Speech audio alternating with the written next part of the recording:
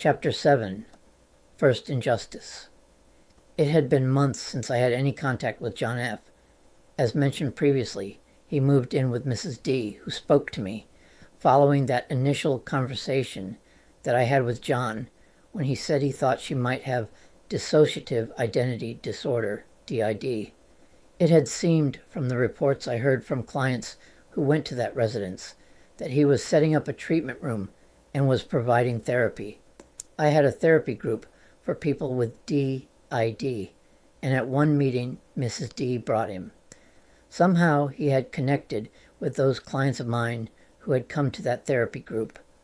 I had last spoken to him when I called on behalf of Tracy, who had come down to Wilmington from New Jersey, where she was hoping to find safety from an abusive spouse. John had made her life miserable, and she felt unsafe after rejecting his sexual advances. The way it transpired demonstrated to me that those things that I was hearing about him and reading about him online were true. Forced to close, with the complaints to the licensure board, the malpractice claims, and everything else that had happened with Lynn, I was forced to suddenly and unexpectedly close down my practice. Lynn's mother had been selling the house after Lynn had said, "I am not coming back." There was never any closure. I just knew what was meant by what she said. Neither of us talked about breaking up or the relationship being over. It was just surreal. It began with John F., a wannabe therapist providing harmful therapy. He was a psychopath. After harming vulnerable people, for some reason he became obsessed with me, an actual therapist, the complaint and its aftermath. He had written a complaint statement and had 5 of my clients sign it, alleging things like how I had planted memories of satanic ritual abuse, and how my clients with a serious condition, dissociative identity disorder, were not getting better. Of course not. With his treatment, they were getting worse. Much worse. They forced me to get a psychological evaluation. Decades later, a psychologist would tell me I should have sued the psychologists who conducted the evaluation for malpractice. But at the time, I just wanted to survive. I was overwhelmed. The shame was crushing. I was being sued for medical malpractice, too. Being so overwhelmed with everything that was happening, with Lynn staring down death at 34, I even let the claim that I lacked empathy stand when I signed a consent decree. I was ordered to get a psychological evaluation. The psychologist went into the assessment with confirmation biases about the claims that were made. They also never inquired about whether anything at all had happened in my life. I knew enough to ask a question like that long before I started graduate school, and only had an engineering degree. My malpractice lawyer encouraged me to sign a consent decree where I would surrender my license while explaining that I could present evidence in the future to defend myself against the claims and concerns. I can't believe I let the document include the words that I might lack empathy for others. That is not something that I ever doubted, my capacity for empathy. I knew I had seen evidence that I had a tremendous amount of empathy. If anything, I might have had too much empathy because I was too overwhelmed to use the skills I had learned. The false accusation. Then, as if that was not enough, I was given a citation by the police for court as John F. had accused me of making harassing phone calls. A totally fabricated lie. He just made it up.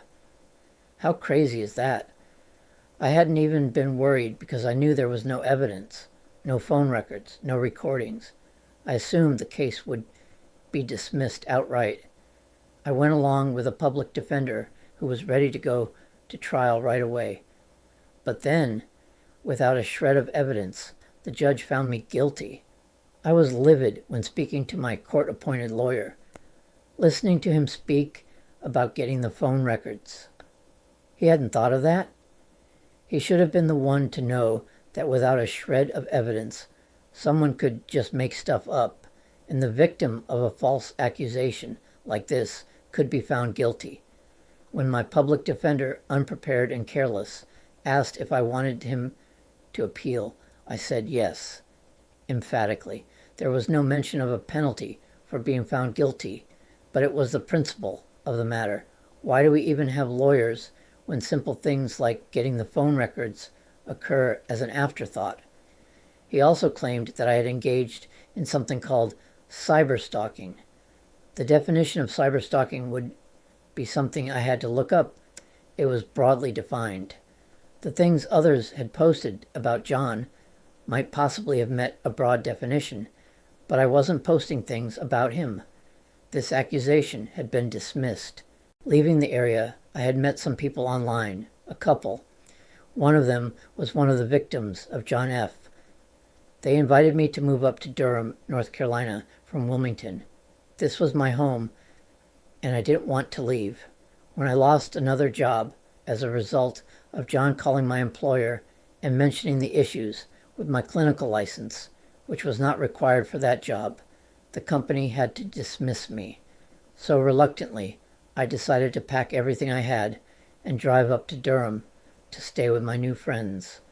I had previously tried dating using online sites, but I was still in love with Lynn, and I was in such shock, still traumatized, and not able to connect with others in any real way.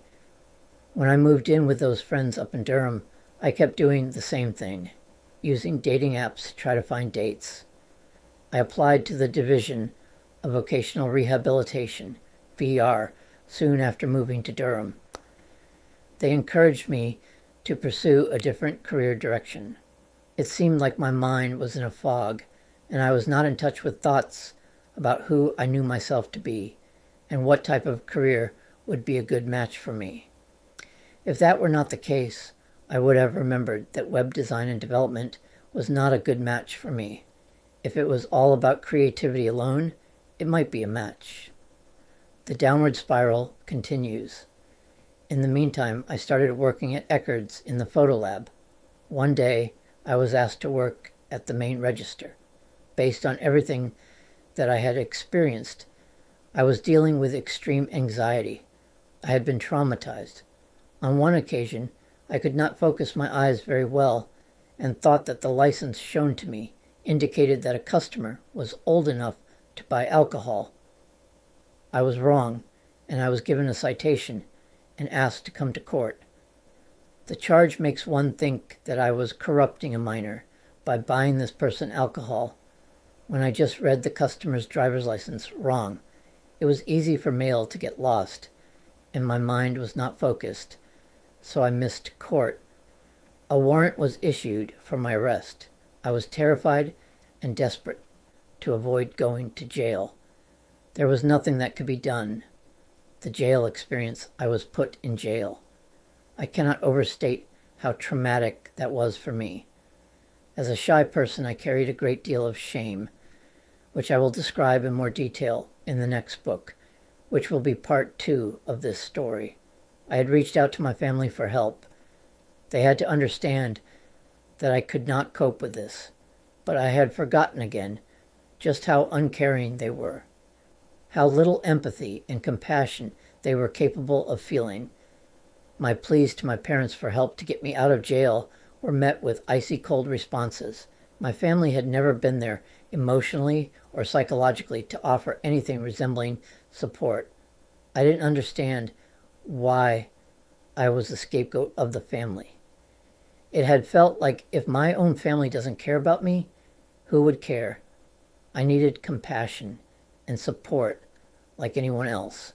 It seemed like my parents had a rudimentary sense of understanding how a person might feel if one loses someone that one loves. But beginning with the times when Lynn got sick, they started acting like what seemed like the application of tough love, as opposed to understanding how a person in love would naturally feel when an illness threatens the life of the one that you love. I had been put in jail for failure to appear, and the bond was not very high. While in jail, I learned that the appeal I had asked my lawyer down in Wilmington to file had already come before the court. He had never notified me. A reasonable person might understand that with all the problems getting in touch with me, I deserved a bit of understanding. It would seem like my lawyer could have found a way to explain how he had not been able to inform me about the case, the appeal coming before the court, and made sure that I was not arrested.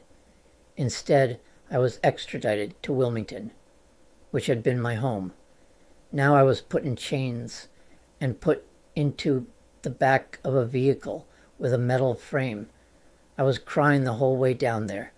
I felt such shame growing in me. Once I had been the president of the local chapter of the Society of Clinical Social Workers, with name recognition, a successful career with many clients. My colleagues knew me. Now I was being brought down to Wilmington in chains. Rock bottom. I didn't have to stay in jail long, but when I was released, I had nowhere to go. The days and the skies looked like winter had come far too early this year. I looked up my friend Jean Jones, a mutual friend of Lynn's, whom we both met at poetry reading so long ago. He guided me to find a place to sleep at night in downtown Wilmington.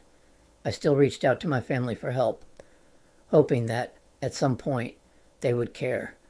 However, nothing that happened to me could arouse parental instincts to protect me from things that were outside my control. Jean also invited me to join him and his family for dinner on Thanksgiving 2002. I was carrying all my belongings in a bag. I was ashamed of this look. So I hid the bag and my belongings in the bushes as I joined them. Snow had been falling so very early this year. When I finally spoke with my lawyer about the appeal, he explained something that would haunt me for years to come. He had managed to get the phone records around the date of one of the alleged harassing phone calls, proof that John had lied about at least one of the days.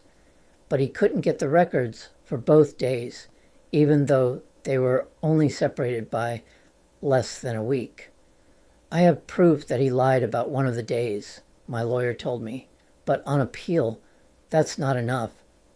Then came the words that would echo in my mind for decades. The truth doesn't matter, only what you can prove. The truth doesn't matter. Here was my own lawyer telling me that even with evidence of John's lies, even with proof that he had fabricated at least part of his accusation, the legal system didn't care about the truth. The harassing phone call charge wasn't serious enough to warrant any prison time, but I couldn't get justice even on a matter of principle. This pattern of someone fabricating a story without providing evidence would foreshadow something far more serious that was yet to come.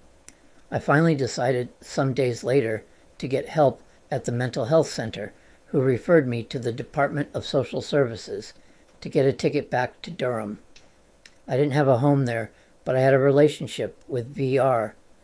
Maybe I should have just stayed down in Wilmington. I think I was just running away from reminders of the joy that I had once known. A few days ago, a police officer trying to help me gave me a street sheet. It was the one I had developed during my first graduate internship with the homeless program at the mental health center. The irony was crushing. The weight of loss. The weight of sorrow, shame, loss, grief, emotional pain, abandonment, isolation, loneliness, trauma had literally weighed down on me and brought me to my knees. It was awkward at the mental health center. The worker had recognized me from when I was the president of the local chapter of the Society of Clinical Social Workers. She did acknowledge that fact. There was a sense of me wanting to explain how I could have arrived at this place, this situation. We just exchanged a few words about how I had arranged some workshops for continuing education credits for clinical social workers. I was then on my way to Durham. Beginning in late 2002, I moved from one friend's apartment or house to another, staying temporarily. These were people I met in the therapy group that I was attending through the local mental health center. I wanted to heal and be able to return to a career that was so rewarding helping others who had mental illness or emotional problems. Struggling to connect, I did date a few women who I met on dating sites. Eventually, I started seeing Shonda, a black lady, on and off. I was not able to connect with anyone in any real sense. I just didn't feel a connection. We were intimate, and I helped her children with math. Shonda continued to see me when I was living at 721 Holloway Street in Durham. The place was described as a boarding house. I moved in there because the rent was only week to week, as opposed to monthly rent, where one must come up with the first month's rent and potentially a deposit on top of that to move in. It was early 2004 or late 2003 when I moved in there. Rent was paid to Scott, who lived around the back of the place. We rented rooms in that building. The front door was not locked much of the time. Only guys lived there. Prostitutes were seen in the building. I had to reject them as they were assertive about selling their bodies.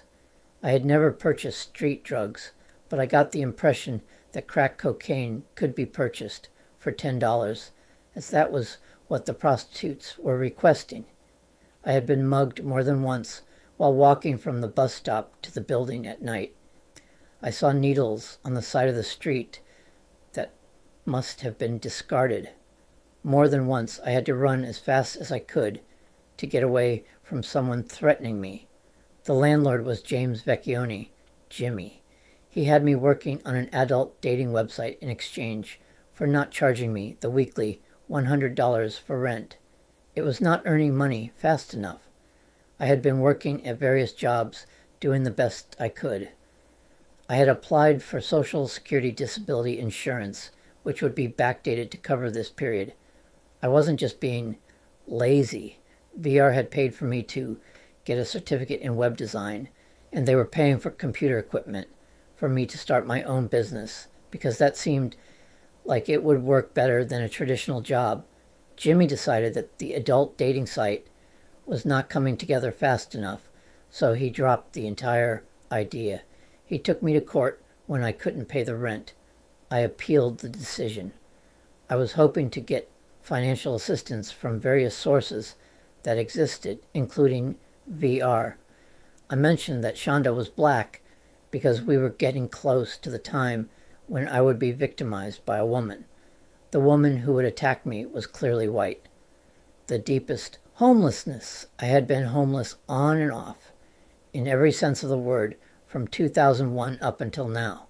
I had even slept outside or spent many nights awake outside. My paternal grandparents were not living in their home. I'm sure they would have wanted me to have a place to stay, as they had paid off the mortgage. That was in Burlington, which was very close. I would have never imagined that I would find myself living so close to where they lived, having grown up in Connecticut. Any kind of support to ease my suffering would have helped prevent so many things from happening. It would have taken away the stress of living as a homeless person with no stability. Anyway, about the rent and the eviction, Jimmy would have gotten paid.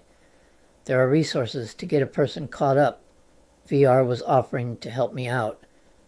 I point this out because I would come to learn that his wife was the one who would attack me on October 1st, 2004. I am getting ahead of the story. As someone who was homeless and dealing with very low financial resources, I got to know other people who came to the urban ministries to stay overnight for financial assistance or for meals. I made friends with several people that I met there. Sadly, 20 years later, I don't remember their names. The approaching storm. I was expecting one of my friends to meet me the next day. October 1st, 2004. I couldn't imagine things could get any worse for me, but I was about to find out that things could get more terrifying and nightmarish. The fall had brought a chill to the air, and as I walked the streets of Durham that evening, I had no idea that the next day would bring a new level of horror that would change everything once again. After losing my career, my love, my home, and my dignity, I thought I had experienced the worst that life could throw at me. I was wrong.